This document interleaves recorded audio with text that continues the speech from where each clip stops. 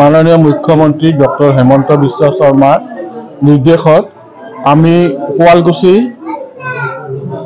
অঞ্চলৰ 5খন গাঁও পঞ্চায়তৰ শিপিনীসকলক সামৰি এটা মেগা ক্লাষ্টাৰ লোৱা হৈছে। এই মেগা ক্লাষ্টাৰটো ইতিমধ্যে কেন্দ্ৰীয় চৰকাৰে অনুমোদন কৰিছে। এই অনুমোদিত আঁচনিৰ জৰিয়তে 32 কোটি টকাৰ ব্যয় কৰা হ'ব। তাৰে 29 কোটি 42 লাখ টকা কেন্দ্ৰীয় চৰকাৰৰ পৰা দিব আৰু বাকীখিনি ৰাজ্য চৰকাৰে ব্যয় কৰিব। সহজ ভাষাত যদি আমি সুধো মেগা ক্লাষ্টাৰ মানে কি বুজাব? মেগা মানে আচলতে এইটোৰ এটা ধৰক হেণ্ডলুম ইণ্ডাষ্ট্ৰিটোৰ লগত বহুতো এক্টিভিটি জড়িত হৈ থাকে, যেনে সূতাৰ মানে ৰং কৰা, বাতি কৰা, কাপোৰ বোৱা প্ৰচেছিং কৰা, তাৰপিছত কাপোৰখন বিক্ৰী কৰা। আৰু কিছুমান কথা হৈছে যে আজিকালি যুগৰ পৰিৱৰ্তন হৈছে। এই পৰিৱৰ্তিত যুগৰ সময়ত কিছুমান টেকনলজিকেল ইম্প্ৰুভমেণ্টৰ লগে লগে বাণিজ্যিক সম্প্ৰসাৰণটোৰো গতি ধৰণৰ চেঞ্জ হৈছে। এই চেঞ্জ গতিত কি ধৰণৰ শিক্ষা বা পৰামৰ্শ আমি শিপিনীসকলক দিব পাৰোঁ সেইটোৰ ওপৰতো বহুত কথা নিৰ্ভৰ কৰে। আৰু সেই সম্পৰ্কতো এই মেগা ক্লাষ্টাৰত শিপিনীসকলক জ্ঞান দিয়া হ'ব। আৰু কিছুমান বৃহৎ যিহেতুকে শুৱালকুছিৰ শিপিনীসকলে এটা ধৰক পৰম্পৰা আছে যে ইয়াতে পৰিৱেশৰ সপোন সাধু অসমৰ শিপিনীয়ে ৰচনা কৰে। অৰ্থাৎ শুৱালকুছিৰ কথা লৈ মহাত্মা গান্ধীয়ে 1946 চনত 9 জানুৱাৰী তাৰিখে কৈছিল। আৰু সেই পৰম্পৰাটো ৰক্ষা কৰি এতিয়া ধৰক আধুনিকৰণৰ কাৰণে যিবোৰ ধৰণৰ কাপোৰ বোৱা বা মাৰ্কেটৰ ট্ৰেণ্ড অনুসাৰে কাপোৰ বোৱাৰ কাৰণে তেওঁলোকক যি ধৰণৰ ইনফ্ৰাষ্ট্ৰাকচাৰ লাগে সেইবোৰ ইনফ্ৰাষ্ট্ৰাকচাৰো দিয়াৰ কাৰণে ব্যৱস্থা কৰিছে। হয়, এই সভাখন অনুষ্ঠিত কৰাৰ মেইন উদ্দেশ্য কি আছিল?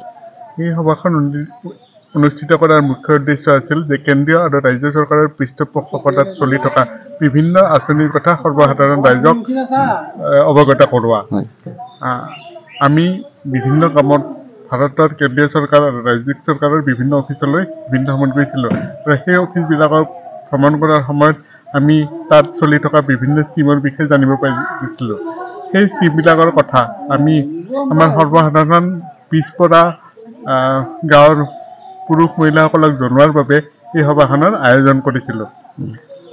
আৰু তাৰ কাৰণে আজি যিখিনি মানুহ আহিছে তেওঁলোকে এই স্কিমখিনিৰ কথা ক'লে। তাৰ ভিতৰত লোনৰ কাৰণে স্কিম, প্ৰডিউচাৰ কাপোৰ বনোৱাৰ কাৰণে স্কিম, তাৰপিছত কাপোৰ বনোৱা মানুহখিনিৰ ছ'চিয়েল ছিকিউৰিটি আৰু ছ'চিয়েল ইকনমিক ডেভেলপমেণ্টৰ কাৰণে বহুখিনি স্কিম আছে। সেই স্কিমখিনিৰ কথা আজি জনোৱাৰ কাৰণে এই মিটিংখন অনুষ্ঠিত কৰা হৈছে। হয়, এইখন মানে আপোনাৰ সভাখনৰ অকণমান বিষয়ে কওকচোন। হয়, আজি সভাখন আমাৰে তেওঁ ষ্টুডেণ্ট হয় বশিষ্ঠ দেৱমেধি। তেওঁ ভাৰতীয় হস্ততাঁত প্ৰতিযোগিতা প্ৰতিষ্ঠানৰ পৰা পাছ কৰিছিলে আৰু তেওঁ আজি আমন্ত্ৰণ জনাইছিলে আমাৰ IISTত ভাৰতীয় হস্ততাঁত প্ৰতিযোগিতা প্ৰতিষ্ঠান কি স্কিম আছে বা কেনেকৈ ষ্টুডেণ্টসকলক প্ৰশিক্ষণ দিয়া যায়। এইটো আচলতে আমাৰ নৰ্থ ইষ্টত উত্তৰ পূৰ্বাঞ্চলৰ কাৰণে একমাত্ৰ শৈক্ষিক প্ৰতিষ্ঠান হয়, মানে কেন্দ্ৰীয় চৰকাৰৰ। গোটেই ভাৰতবৰ্ষত এনেকুৱা 6খন কেন্দ্ৰীয় চৰকাৰৰ প্ৰশিক্ষণ মানে অনুষ্ঠান প্ৰতিষ্ঠান আছে আৰু ষ্টেট গভৰ্ণমেণ্টৰ কাৰণে 4খন আছে আৰু চেণ্ট্ৰেল গভৰ্ণমেণ্টৰ কাৰণে এনেকুৱা 6খন শৈক্ষিক প্ৰতিষ্ঠান। আৰু তাৰে পৰা যিসকল শিক্ষাৰ্থী উত্তীৰ্ণ হয় তেখেতসকলে এই টেক্সটাইল বিভাগত বা হেণ্ডলুম বিভাগত চাকৰি পাবলৈ সুযোগ পায় আৰু তেখেতসকলে নিজা হিচাপে ষ্টাৰ্টআপ কৰিব পাৰে। নিজা কেইখনমান লুম বহুৱাই তাতেও তেখেতসকলে শিপিনীসকলক তেখেতসকলৰ সেৱা আগবঢ়াব পাৰে। আৰু তেখেতসকলে যিসকলে ইয়াত অসমৰ কাৰণে 19টা ছিট আছে, মণিপুৰৰ কাৰণে 11টা ছিট আছে, মেঘালয়ৰ কাৰণে 2টা ছিট আছে, তেনেকৈ বিভিন্ন ষ্টেটৰ কাৰণে বেলেগ বেলেগ ছিট সংৰক্ষিত হৈ আছে। তেখেতসকলে মেৰিট বেচিছত চিলেকশ্যন পাই পেলাই যেতিয়া এডমিশ্যন পায় 2500 টকা তেখেতসকলে জলপানী হিচাপে পায়। আৰু উইভাৰ্ছসকলৰ যিসকল আমাৰ শিপিনী আছে তেখেতসকলৰ ল'ৰা ছোৱালীয়ে যদি তাতে পঢ়িবৰ সুবিধা পায় তেখেতসকলক যিটো পঢ়াৰ খৰচ সেই খৰচটো এক বছৰত প্ৰায় 2 লাখ টকালৈকে তেখেতসকলে সেই পঢ়াৰ খৰচটো মানে गवर्नमेंटे बहन करे। हम लोग भारत सरकार के वस्त्र मंत्रालय से आते हैं। हमारे यहाँ पे हैंडलूम वीवर के लिए विभिन्न योजनाएं चलाई जाती है, जिसमें महत्वपूर्ण योजना में एक समर्थ योजना है। समर्थ योजना के तहत हम लोग हैंडलूम वीवर को 45 डेज का वीविंग में ट्रेनिंग देते हैं, फ्रेम लूम जाकार डॉबी में।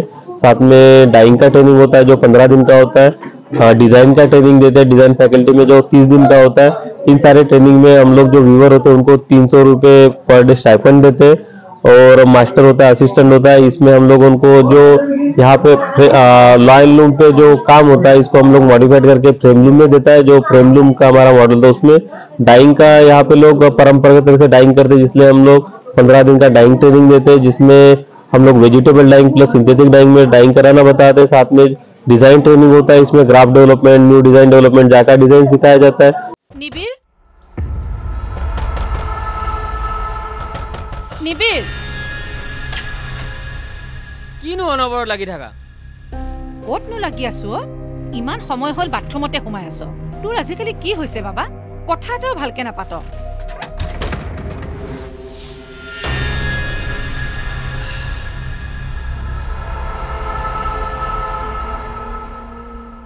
নিচাসক্ত ব্যক্তিক নিচামুক্ত কৰাৰ বাবে যোগাযোগ কৰক ৰাষ্ট্ৰীয় টোল ফ্ৰী নম্বৰ 1800 1100 31 জিলা প্ৰশাসন আৰু জিলা সমাজ কল্যাণ বিভাগ কামৰূপ মহানগৰ অসম চৰকাৰৰ দ্বাৰা জনহিতাৰ্থে প্ৰচাৰিত।